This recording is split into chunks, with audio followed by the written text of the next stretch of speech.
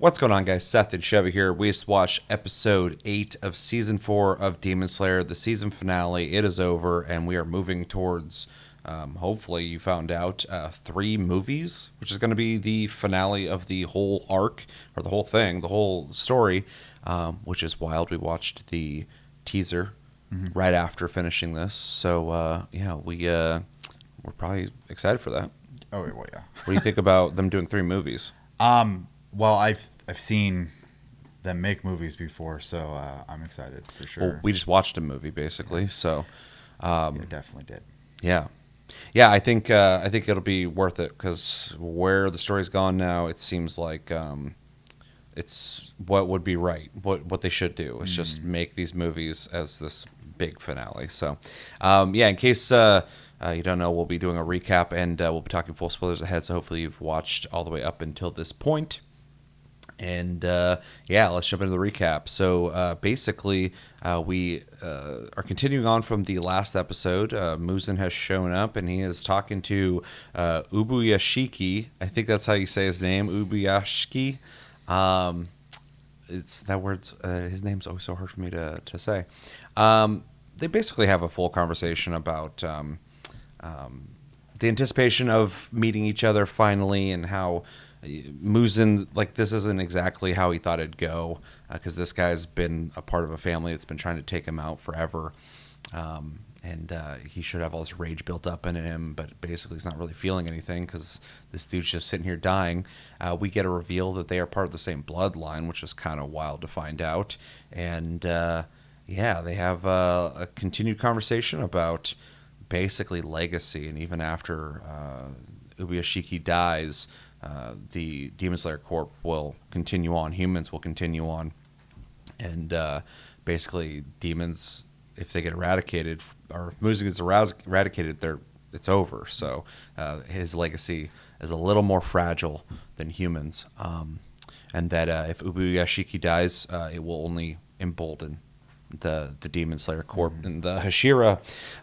So we find out that this was a trap set up by Ubuyashiki to essentially blow the shit out of Muzan in a crazy animated sequence of the whole place just going up. Seems at first, and we'll talk about it, that Muzan did it, but we find out it is Ubuyashiki, and it is part of a ambush attempt to take out Muzan, but mostly weaken him. Hopefully they can figure things out as Tamayo attacks in the ambush with, what was that, blood technique? Was it demon blood thorns? Yeah, which immobilizes him, and then she shoves her fist into him that has the serum to cure demons. Cure demons. We get some back and forth between them. We find out a little bit about Tamayo's past and how she's basically trying to redeem herself for what she did in the past. And then Himejima shows up and just fucking takes Muzan's head off. We find out that this is part of the plan between Ubuyashiki and Himejima. He's the only guy Ubuyashiki trusted to do what he wanted, because he knew everybody else would be against basically letting him use himself as a trap, and also warned him that you're likely not going to be able to kill him by taking his head off. So if that is the case, try it out. If it doesn't work out, you're going to have to fight him till the sun comes up, which seems to be a pretty big task that he's willing to take on. He takes his head off. He's regenerating really quick, but he's still stuck in the thorns. He's got one hand free. He's still got Tamayo there, and all the Hashira are running now because they know that the attack is happening. Muzan's here, and they see the explosion. They all basically get there, and Himejima tells them all it's Muzan. They gotta basically fight him till the sun comes up, and Tanjiro sees him, freaks out like he does when he sees Muzan, and we find out that not only did Ubuyashiki have a trap set up, but Muzan also had a trap set up, which you were bringing up, the spies in the network finding all of the Hashira. Basically, was in preparation for them to get sucked into the Infinity Castle. We hear that instrument go ding, and everybody just goes through the ground, including Inosuke, who's just trying to, while all this is happening, eat some food. One tempura. Yeah, he was really excited about it, but then he gets even more excited once he's falling into the Infinity Castle.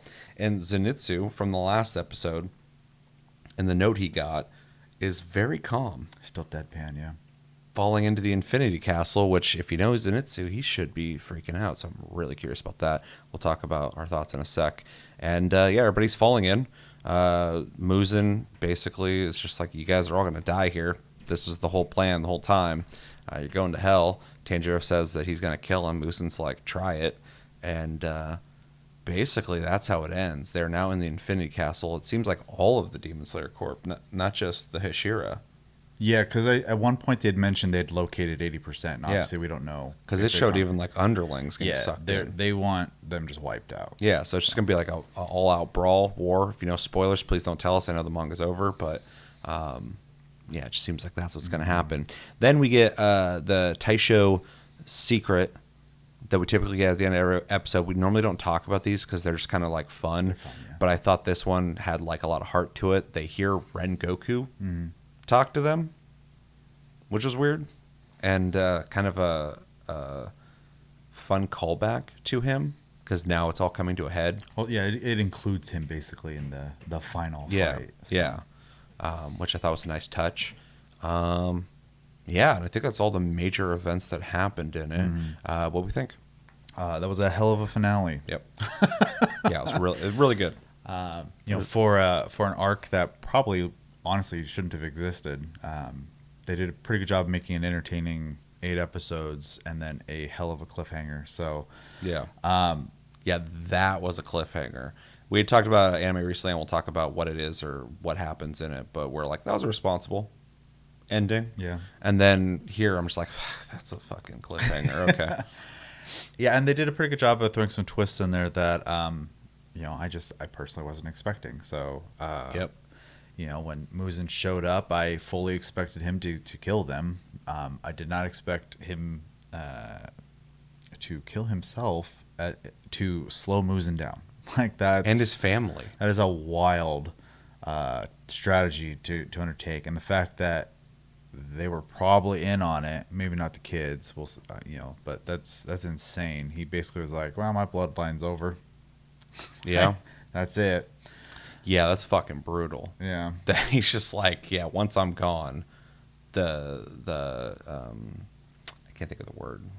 But yeah, the family. Lineage. Yeah, there's a specific word they used in the episode. But it's over. Yeah. So he's basically just going to use himself to, at the very least, weaken Muzan, but just do what he fucking can. Wanted to be a martyr. Yeah. So. Yeah, exactly. Because he even said that, my death will rally people. Yeah. And then for that to be like not quite an Uno reverse card, but at the same time, like Muzan was also plotting to just literally wipe them all out at the same time. Pretty wild stuff going on there. That even surprised me too, because I know that the next thing is Infinity Castle arc. But I was like, how are they going to get there? Yeah. And it's not that surprising in retrospect that he would just pull them in and be like, let's fucking just kill these dudes. They're getting in my way. Yeah, thousands of years. Yeah. I'm done with exactly. it. Exactly. Like, let's just get this over with. But I didn't expect him to do it. Like, because when he walked in, there's a part of me going like, would he really walk in alone? But also at the same time, we know he's really fucking powerful. So yeah, he probably would just walk in alone. I mean, like he's he effectively the Dracula. Yeah, so, exactly. Yeah. So even that surprised me. Both fucking ambushes surprised me, surprisingly. Yeah, one, it was nice too, because like typically in anime, when someone has a trap laid out and someone's like, "Oh, I'm gonna counter your trap," and it turns into this conversation of like who can push their glasses in their face the hardest. This one was like the first trap did take Muzan by surprise, and he was dealing with the consequences of that. He just also happened to count on them showing up, and I assume in his mind, if we can assume, is that he probably assumed he was going to kill him, and the Hashira were going to show up. Well, he even mentioned when he showed up, there's no security. Yeah, which makes sense in retrospect. They're just gonna blow the fucking place up. Yeah. But he was just like, there's nobody here. Yeah. So he's expecting people. Yeah. But he had this, set up to bring everybody in. Well, obviously so. he had been tracking them too, but once he, I'm sure he was just like, oh, once these guys are dead, they'll show up here, and then I can pull them in, type of thing. Yeah. And it still worked that way, just not quite 100% to his plan, I'm sure. The thorns, the blood art from the doctor, and with the reveal of her basically having the cure done. And I was wondering why we haven't seen her the whole fucking season. I'm like, okay, where's she at? It's crazy too, because like she obviously knew that the only way he was going to get out of those thorns was to just absorb them, because he can just absorb demon stuff, right? Yep. And so she just included her arm as part of that package deal of absorption. Like, here's the medicine in my arm. You're going to absorb it and enjoy the medicine. So I'm curious to see, obviously, where that goes. Like, yeah, that's a really interesting. That's the only like equalizer, I guess, because Muzin's so powerful. It's like, okay, now he's kind of fucked. Well, and there's like, to get like real technical, right? Like Muzin created a bunch of demons, but Muzin was, to my knowledge, born a demon. So how do you? That's what we know so far. It seems cure a pure blood, right? Yeah. Well, and that could be a trump card in the sense of like maybe the plan doesn't work out. Yeah, but maybe we. No spoilers. Right? Yeah, please. We're just talking at this point. Yeah. But, anyways, all that aside, I'm looking forward to seeing. There's a lot of questions, which is nice because it wasn't predictable, which I really appreciate. Yeah, surprisingly, like. I was like, okay, they're gonna do the training arc, then they're gonna go walk over to the Infinity Castle, and start the war. Yeah, but no, it's been a surprise, which is nice because this show definitely has surprises, but it's not like a show that's like really making you think hard about stuff. So I'm glad to have been surprised. Yeah, and then the Stone Hashira showing up, his weapon is wild. Hell yeah, dude! Fucking love that. An axe that has a ball and chain as its bottom end, basically. That's insane to think about wielding. And then he basically can do that in a very similar way as we saw with oh no, I've forgotten his name. The ninja one that's no longer a Hashira. He probably got pulled in, right? They didn't show that. Yeah, but I don't think that could be a surprise. It could be, but I was thinking more so when at the end of like season 2 where they're fighting and he's just swinging. Tengen. Yeah, Tengen. He's like swinging around himself in like an assault and a defense. This guy's also doing that with his chain weapon, just blocking all those brambles that were coming at him. Yeah, he's also a giant buff fucking monster too, though. Yeah. So Tengen had ninja moves and stuff. Yeah, and without going into every detail of the fights and stuff, because obviously you guys have watched it, you know how cool it was. It was really cool. Fucking, he shows up, blasts that dude's head off, which was wild, and then he goes to attack him from every direction. He's just ripping it up with his fucking chain. But the animation, the whole episode was just primo. The big thing I want to kind of bring up here, though, is at the end of last season, the CG was it popped a lot. And I know that was a point of complaint, especially with like the fishmen. Oh, really? Yeah. Yeah.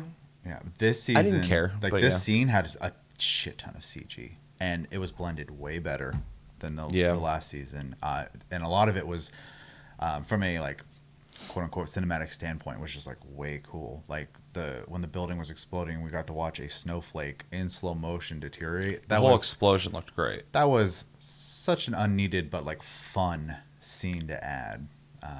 It kind of reminds me of like when you have that Sakura petal slowly fall down a katana blade, right, and cut in half. It's a kind of a similar vibe to it. And then every time he was regenning, like, was so crazy looking. He was just like literally watching him rebuild. Like, dude, that was again talking about the genuine surprise of finding out it wasn't him that blew up the room. Yeah. Because like the explosion happens, I'm like, whoa, he's really making sure that family gets murdered. Like, he's just blowing the whole place up. Right. And then it shows his body go flying, and he's just like eviscerated. Mangled. And I was just like, I don't think he did that to himself. Like, that doesn't make sense. Bad strategy. Yeah. So that was a really cool surprise. But yeah, the CGI was really good. The animation was fantastic, but the regeneration was wild looking. Yeah. The best we've seen so far. Budget. This episode just was money looking at it. Yeah, it was crazy for sure. And then the nod to Rengoku at the end was a nice touch. So, yeah, no, it was a great episode. It definitely made the entire season, I'd say. Yeah, 100%. He's the only Hashira that we've watched die, right? Yes. Yeah, so it's cool that they included him. That's what I'm saying with Tengen. Like, where's he at? Retired. But he was still there training people. Sure. And so we might see him, obviously. I feel like he's gonna make a surprise. Well, he might not be wanting to be there, but he might get invited. So yeah, because he was there. He was being spied on like everybody else during the training. So, yeah. And then obviously our 3 new bloods, 4, because the guy with the gun was also included in the sequence of falling in there, which is cool because he basically has kind of become one of the faces of the new generation as well. Yeah. We got to see them all also get included into that too, so we'll see them next season as well. Yeah. Yeah, I can't wait for that. Hopefully that. I mean, don't rush it, but I want to watch it. Right. In theaters. I want to go see that in theaters, all 3 of them. Yeah, that'll be wild. Because I assume they'll be released at different times. So if it's like, because the last Fate series was 3 movies, and it was released spaced apart. So. Interesting. Yeah. So obviously the episode is awesome. Really liked it. A little bit of spoiler on when we do our season review, but the season itself has been fun. That's about it. This episode was really good. So I really appreciate that. Like, it's the finale. You got to finish big. They did. Like, the beginning, I was like, I liked the dialogue between Ubuyashiki. Yes. I can never remember his fucking name. And Muzan. Better than I am. That conversation was good, but I was like, are they buying time with this conversation? Is it going to be like a quick little fight at the end? And there wasn't even really a big fight at all, but there was a big event that happened that was done really well. And, I think we got a lot from this episode, and, both dialogue, story, reveals, characters, action. It was quick, but it was fucking awesome. And then the big reveal of them getting sucked in. Yeah, again, the detail of like the snow melting in the air and the explosion, really well done. I was just watching. I was like, that looks good. Like the exact opposite of the Nier anime. When it comes to CG, shots fired. Aren't they making a season 2 of that? It's happening right now. It's happening right now. Okay, well, we don't need to talk about that. I'm just curious. Yeah, so the reveal of the shared bloodline I thought was really interesting. I'd like more info on that, but I guess we got what we need out of it, so it doesn't really matter. But yeah, the scene with Himejime showing up was really cool. I wanted more from that, but we didn't get it. But that's fine. We'll get it in the next 3 movies. I really liked like you were mentioning, they didn't do the glasses. I would trump your trick with my trick. Oh, you thought you had a trick. I have a trick. Yeah. He says in my final form. They did a very like Western cinematic surprise that I really liked. The way they revealed both the explosion and them getting sucked into the Infinity Castle. So I liked that. That was a fun way to go about telling that part of the story. I also like seeing a different side of Tamayo. Because we've only ever seen her in the context of like trying to figure things out. Basically, she's just kind of on the side helping, kind of, and now here she is getting involved, basically sacrificing herself because she's not, I don't think, getting out of the situation in a pleasant way. She's like right in Muzan's face, and he's already sliced. Did you see that scene where he sliced her forehead open? Yeah, it's fucked up. I thought he was gonna pop her head, but he's punishing her basically. But I mean, I guess she's still in him though, so it doesn't matter. So, but anyway, that was interesting. Also interesting to hear her backstory a little bit. She has stuff to redeem herself for. So, well, yeah, she's one of the few demons, one of the very few demons that remember her past, and so like. Yeah, she has this vivid memory of being turned into a demon and then killing her own family. And I forgot a lot of them forget their past and then... Yeah, they just become monsters. Yeah. That makes sense. And then they have their humanity restored in their moments of death, usually. Mm-hmm.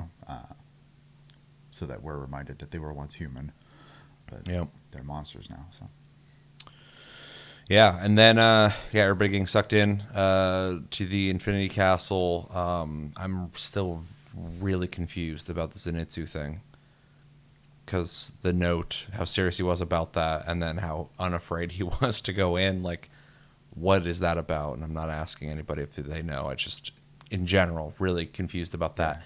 And asking the air, not you yeah, guys. yeah. Please don't answer that. Luckily, the few people who do watch us are very good about not wanting to spoil things for us, so we really appreciate that. Yeah, definitely. Just because that info's out there, so I'm just like, I don't need to know, but I want to know.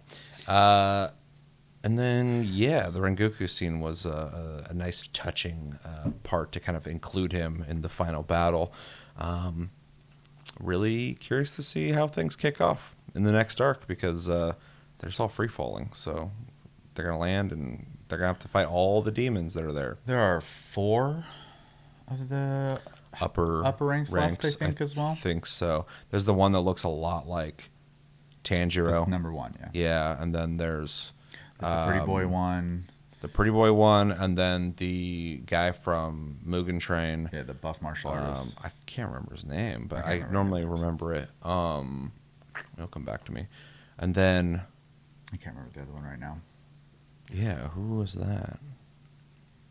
I don't remember.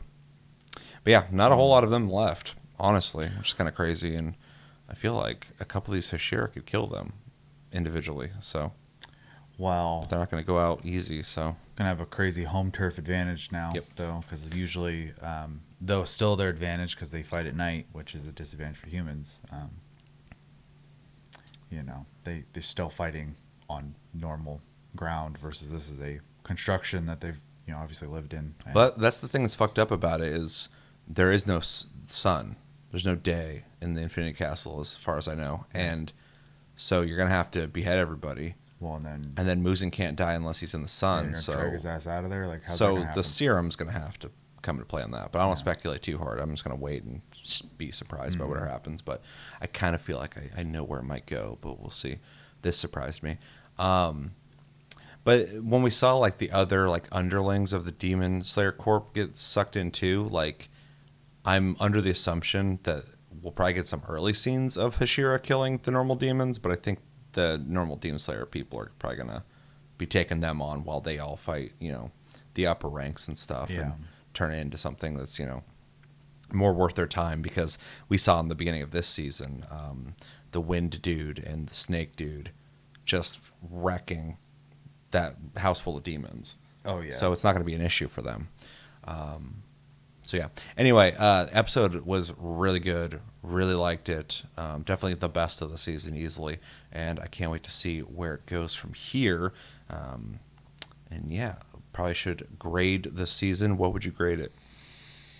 I mean, I think without the last episode, I was leaning towards like a B, maybe a B minus, because like it's fun, but like it's a training arc. But that finale definitely brought excitement for the next season, and was just a spectacle the whole time. So I'm gonna go ahead and give it an A minus. I think the finale was really good. So I can't ignore the fact that the rest of it was okay though. So yeah, that's where I'm teeter-tottering, because like I feel like the season was a B as well, and this episode would kick it up to a B plus because it was so much better than the other ones, but it was really good, and there's only 8 episodes, so it's like, and the other episodes weren't bad. They were good, yeah. So I probably agree with you. I'd probably give it a light A minus.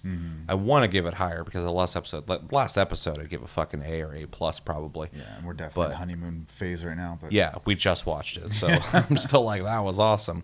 But the rest of the season was like fun, so it's not bad at all.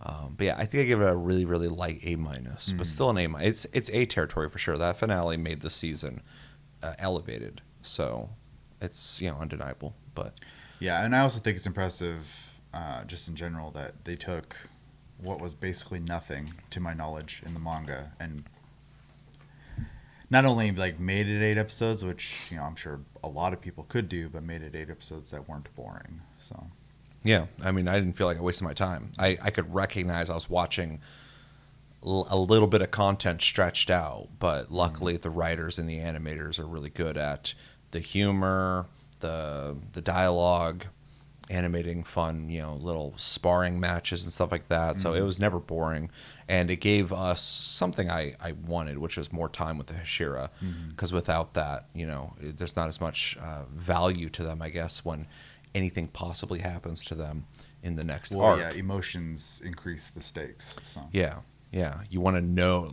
more about these people if you want them to, or you want people to know more about them if you want them to care about them, and they've done a good job on that. So the only one I don't really have a whole lot of, he's cool, but I don't really know him still that well, is the really angry Wind guy, because he's just not. I mean, I know he likes to eat mochi, but that's about it. yeah, he's just unnecessarily a dick to his brother. Yeah. But hopefully he's a badass. I want to see him fucking murder some people. So we'll see in the next season. So you gave it an A- as well. I gave it an A-, a light A-. Anything else? Oh, I think that's it. All right. Can't wait for the next season. Let us know in the comments below what you guys think of this episode. What were some of your favorite parts? You guys loved that Hime-Jima fight scene, and I'm sure. And yeah, what were some of your favorite parts? Maybe there's something that we didn't discuss in the episode. There's a lot of little details in that conversation in the beginning that if you guys want to talk about more, let's talk about it. And yeah, where do you think things are going? Unless you know, please don't tell us. And are you excited? Excited. What do you think about the format of not doing, we got this short season, then doing the 3 movies? Do you guys prefer that, or would you want a full season? I actually think the movies sound, right, because it's probably just going to be a big finale. So let us know in the comments everything you're thinking about, and what would you grade or rank the season as a whole. And I think that's going to do it. We are finally free, in the worst way possible, but we're free of Demon Slayer and Kaiju number 8. If you've been watching that or you plan on watching that, we've done a full review of the first season. Check that out. We are going to finish Sandland now. We're 4 episodes in. It's only like 12 episodes. So we'll do a season review of that. But if you guys have any suggestions on animes or movies or anything, really, that you'd like to hear a review of, what is that? For your Oh, I still need to watch that. If you guys have any recommendations, we're open to them. Otherwise, we're probably gonna go back and knock out some animes that I haven't watched, or maybe ones Chevy hasn't watched, or something like that. But yeah, let us know anything you'd like us to watch, because we got some free time right now to kind of pick and choose. I've been Seth, this has been Chevy, and we will talk to you guys later.